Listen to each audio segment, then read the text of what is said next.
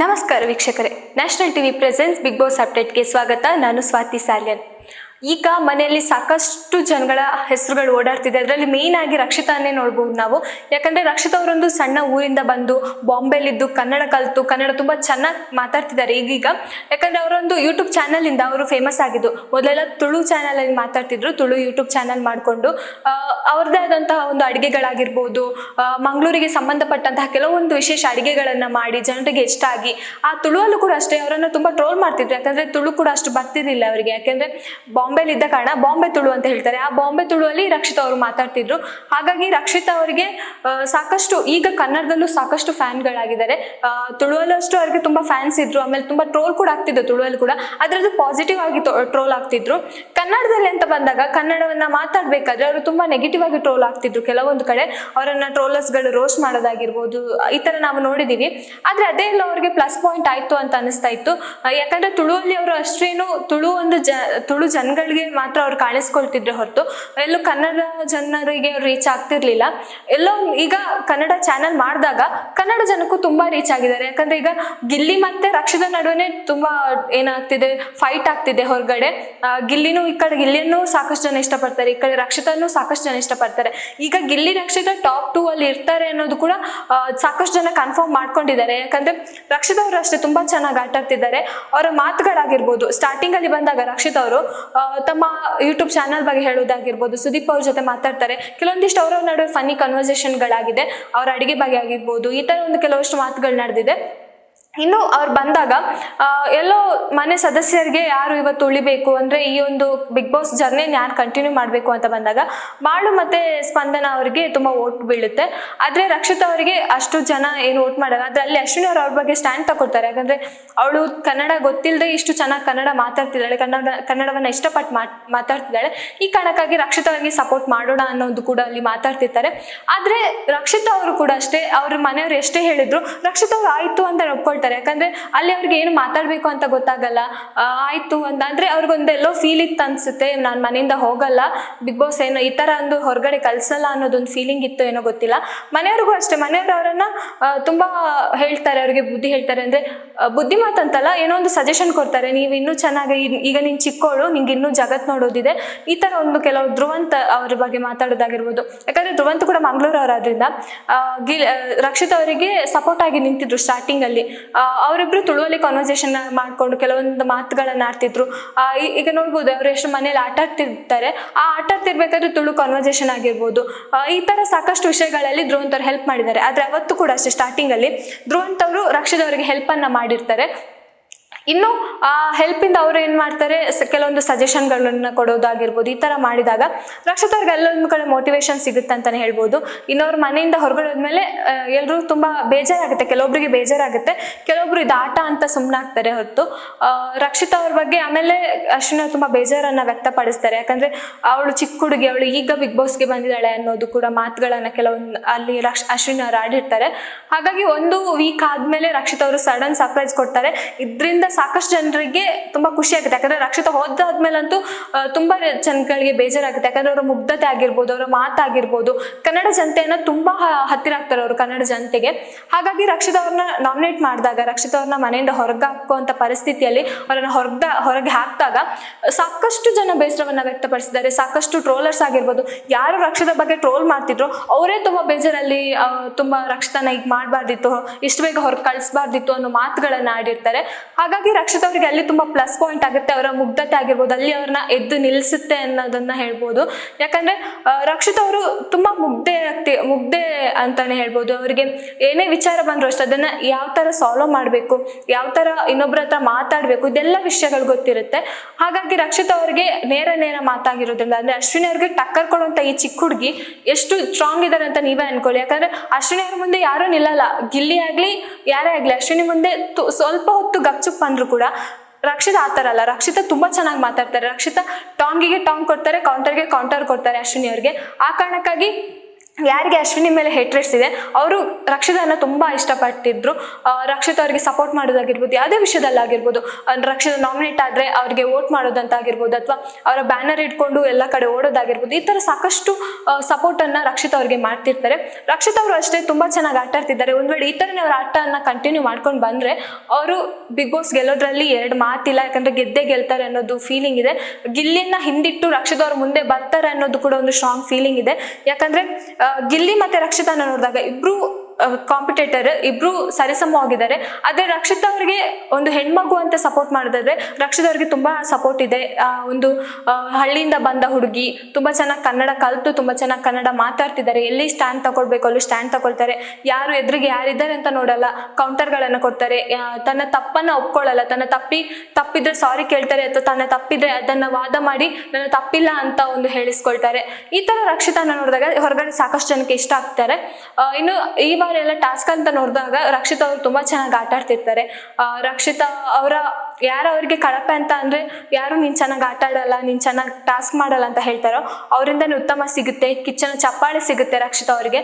ಈ ತರ ನೋಡಿದಾಗ ರಕ್ಷಿತ್ ಅವರು ಸಾಕಷ್ಟು ವಿಚಾರದಲ್ಲಿ ಮುಂದುವರೆದಿದ್ದಾರೆ ಅಂತಾನೆ ಹೇಳ್ಬೋದು. ಬಿಗ್ ಬಾಸ್ ಮನೆಯಲ್ಲಿ ಮೊದಲು ಯಾವ ತರ ಇದ್ರು ಅಂದ್ರೆ ಒಂದು ತನ್ನ ಮನೆ ಆಯಿತು, ಮಲ್ಲಮ್ಮ ಆಯಿತು, ಧ್ರುವಂತ ಆಯಿತು ಅಂತ ಇದ್ದ ರಕ್ಷಿತಾ ಈಗ ಮನೆಯವ್ರ ಜೊತೆ ಎಲ್ಲರ ಜೊತೆನೂ ಸಾಕಷ್ಟು ವಿಚಾರದಲ್ಲಿ ಮಾತಾಡ್ತಾರೆ, ಸಾಕಷ್ಟು ವಿಷಯಗಳನ್ನು ಹಂಚ್ಕೊಳ್ತಾರೆ ಅಂತಲೇ ಹೇಳ್ಬೋದು.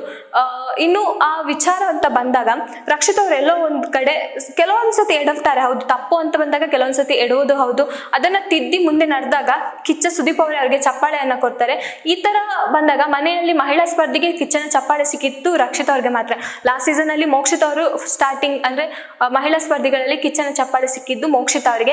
ಈ ಸೀಸನ್ ನಲ್ಲಿ ರಕ್ಷಿತಾ ಅವರಿಗೆ ಸಿಕ್ಕಿದೆ. ಆ ಕಾರಣಕ್ಕಾಗಿ ರಕ್ಷಿತಾ ಅವರು ಅವರ ಆಟವನ್ನ ಇನ್ನೂ ಇಂಪ್ರೂವ್ ಮಾಡ್ತಾರೆ ಅಂತ ಅನ್ಕೊಂಡಿದ್ವಿ. ಎಲ್ಲೊಂದ್ ಕಡೆ ಕೆಲವೊಂದು ಮಿಸ್ಟೇಕ್ಗಳಾಗಿದೆ. ಕೆಲವೊಂದು ಸನ್ನಿವೇಶದಲ್ಲಿ ಅವರು ಗಿಲ್ಲಿಯ ವಿರುದ್ಧ ಹಾಕೊಂಡಿದ್ದಾರೆ, ಗಿಲ್ಲಿಯ ಪರವಾಗೂ ಇದ್ರು. ಇದು ಟಾಸ್ಕ್ ಅಂತ ಬಂದಾಗ ನಾವು ಅದನ್ನ ಅಕ್ಸೆಪ್ಟ್ ಮಾಡ್ಕೊಳ್ಬೇಕು. ಯಾಕಂದ್ರೆ ಟಾಸ್ಕ್ ಅಂತ ಬಂದಾಗ ರಕ್ಷಿತಾ ಅವರು ಯಾವ ರೀತಿ ಆಡ್ತಾರೆ ಅನ್ನೋದು ನಮ್ಗೆ ಗೊತ್ತಿರುತ್ತೆ. ಅವರು ಆಟ ಆಡೋ ರೀತಿ ನೋಡ್ಬೋದು. ಅವರೊಂದು ಟೀಮ್ ಅಂತ ಬಂದಾಗ ಸುದೀಪ್ ಅವರು ಹೇಳಿದ ಒಂದು ಕಿವಿ ಮಾತಿನಿಂದ ಆಮೇಲೆ ಒಂದು ಬಂದ ಟಾಸ್ಕ್ ಅಂದ್ರೆ ವೀಕಲ್ಲಿ ಆಮೇಲೆ ಒಂದು ಬಂದಂತ ಟಾಸ್ಕ್ ಅನ್ನು ತುಂಬಾ ಚೆನ್ನಾಗಿ ಆಟ ಆಡ್ತಾರೆ. ಗಿಲ್ಲಿ ಮತ್ತೆ ರಕ್ಷಿತ್ ಅವರು ಬೇರೆ ಬೇರೆ ಟೀಮ್ ಇದ್ರು ಕೂಡ ರಕ್ಷಿತ್ ಅವರು ಅವರ ಟೀಮ್ಗೋಸ್ಕರ ಎಫರ್ಟ್ಸ್ ಹಾಕಿ ಆ ಟೀಮಿಂದ ಅವರನ್ನ ಹೊಗಳಿಕೆ ತೆಗೆದುಕೊಂಡು ಆಮೇಲೆ ಕಿಚ್ಚನ ಚಪ್ಪಾಳೆ ಸಿಕ್ಕಿ ರಕ್ಷಿತ್ ಅವರು ಈಗ ಟಾಪ್ ಅಲ್ಲೇ ಇದ್ದಾರೆ ಅಂತಾನೆ ಹೇಳ್ಬೋದು. ಮನೆ ಎಲ್ಲಾ ಸ್ಪರ್ಧಿಗಳನ್ನ ನೋಡಿದ್ರಾಗ ಅಷ್ಟೇ ಗಿಲ್ಲಿ ಮತ್ತೆ ರಕ್ಷಿತ್ ಈಗ ಟಾಪ್ ಅಲ್ಲಿ ಇದ್ದಾರೆ.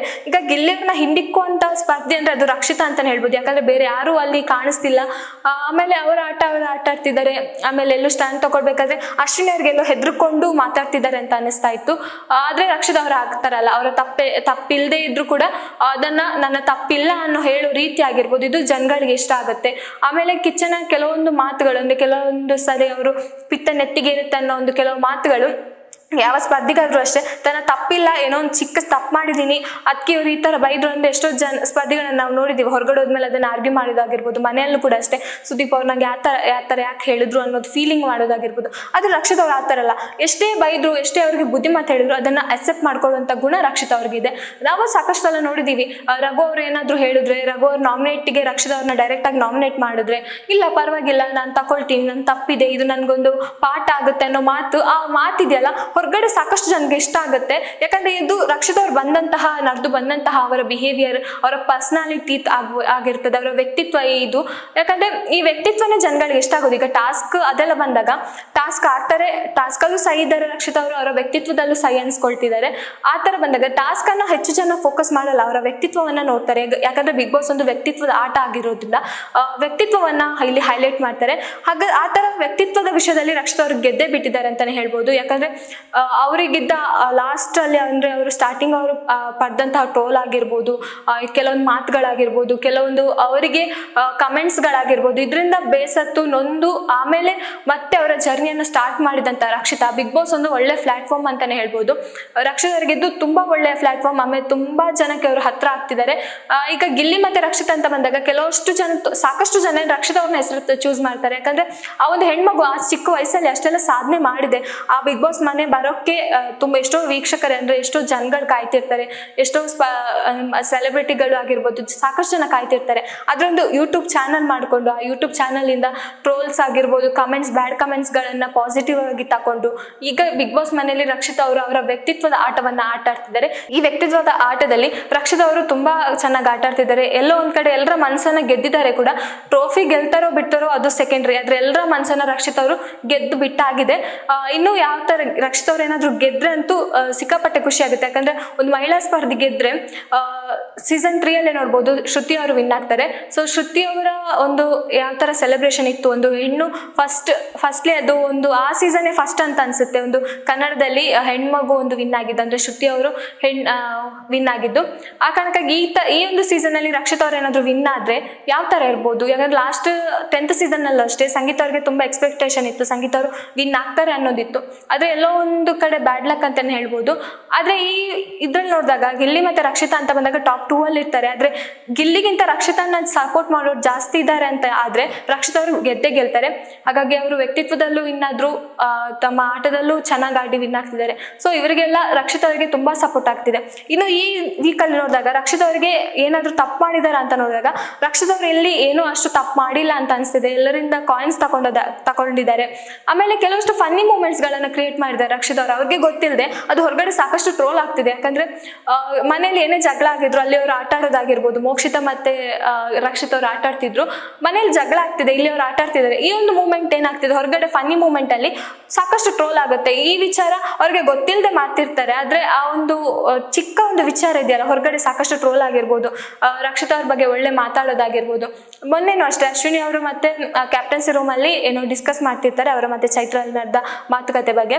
ಈ ಕಡೆ ನೋಡಿದ್ರೆ ರಕ್ಷಿತಾ ಅವರು ಕುಂಟೆಬಿಲ್ಲೆಯನ್ನು ಆಟ ಆಡ್ತಿರ್ತಾರೆ. ಸೊ ಈ ವಿಚಾರಗಳು ಸಾಕಷ್ಟು ಚರ್ಚೆಗೆ ಗ್ರಾಸವಾಗಿದೆ ಅಂತಾನೆ ಹೇಳ್ಬೋದು. ಅಂದ್ರೆ ನಾರ್ಮಲ್ ಆಗಿ ಕಾಮನ್ ಆಗಿ ಹೇಳೋದಾದ್ರೆ ಫನ್ನಿ ವೇಯಲ್ಲಿ ಗ್ರಾಸವಾಗಿದೆ ಈ ಒಂದು ವಿಚಾರಗಳು. ಆಮೇಲೆ ರಕ್ಷಿತಾ ಅವರ ಫನ್ನಿ ಆಗಿರ್ಬೋದು, ಗಿಲ್ಲಿ ಜೊತೆ ಇರುವಂತ ಕಾಂಬಿನೇಷನ್ ಆಗಿರ್ಬೋದು, ಗಿಲ್ಲಿ ಮತ್ತೆ ರಕ್ಷಿತಾ ಮಾತಾಡಿರುವಂತ ಕೆಲವು ಮಾತುಗಳಾಗಿರ್ಬೋದು ಹೊರಗಡೆ ಸಾಕಷ್ಟು ಸದ್ದನ್ನ ಮಾಡ್ತಿದೆ ಅಂತಾನೆ ಹೇಳ್ಬೋದು. ಯಾಕಂದ್ರೆ ಅದೊಂದು ಟಾಮ್ ಅಂಡ್ ಜೆರಿ ಬಾಂಡಿಂಗ್ ಅನ್ನ ನಾವು ಬಿಗ್ ಬಾಸ್ ಮನೆಯಲ್ಲಿ ನೋಡ್ಬೋದು. ಸಾಕಷ್ಟು ವಿಚಾರದಲ್ಲಿ ಗಿಲ್ಲಿ ಮತ್ತೆ ರಕ್ಷಿತನ್ಗೆ ಸ್ಟ್ಯಾಂಡ್ ತಗೊಳ್ಳೋದಾಗಿರ್ಬೋದು, ರಕ್ಷಿತಾ ಗಿಲ್ಲಿಗೆ ಸ್ಟ್ಯಾಂಡ್ ತಗೊಳ್ಳೋದಾಗಿರ್ಬೋದು, ಇದು ಹೊರಗಡೆ ತುಂಬಾ ವೈರಲ್ ಆಗ್ತಿದೆ. ಯಾಕಂದ್ರೆ ಫಸ್ಟ್ ರಕ್ಷಿತಾ ಅವರು ಗಿಲ್ಲಿ ಜೊತೆ ಅಷ್ಟೊಂದು ಕ್ಲೋಸ್ ಇರಲಿಲ್ಲ.